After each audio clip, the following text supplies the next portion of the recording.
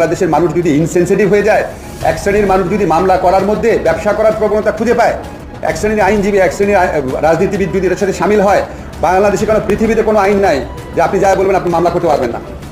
Police যখন মামলা নিবে, পুলিশের দায়িত্ব আছে সেটা স্ক্রুটিনি করার, পুলিশের দায়িত্ব আছে সেক্ষেত্রে কিছুটা আপনার দায়িত্ব সেটা পরিচয় দেওয়া। কিন্তু আমাদের পুলিশের, আবার বলি, পুলিশের মরাল আপনার অথরিটি এমন এক পর্যায়ে চলে গিয়েছিল, পুলিশের কাছে মামলা আসার পর পুলিশ মামলা নিবে না এই কথা বলার সাহস ওই পুলিশের ছিল না। শুয়োরের বাচ্চা আসিফ নজরুল বলে দুর্বৃত্তরা করেছে। খানকির বলা দুর্বৃত্ত কাকে বলে? আসিফ নজরুল সাবধান হয়ে যা, তোকে রাস্তায় ঝুলাবো, তোকে রাস্তায় ঝুলাবো। ডোনাল্ড ট্রাম্প, এই ট্রাম্প হলো তার পারিবারিক লকব, এই তারাম। এই লোকটার দাদা পরদাদা ছিল সিরিয়া, হাদিসে তার নাম এসেছে।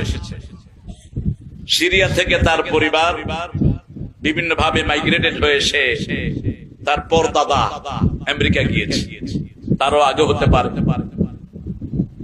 এই ডোনাল্ড ট্রাম্প আমার সাথে অনেকবার সাক্ষাতের অবস্থা হয়েছে, আমি যাইনি। আমি কোরআনের মাহফিলকে বেশি গুরুত্ব দিয়েছি।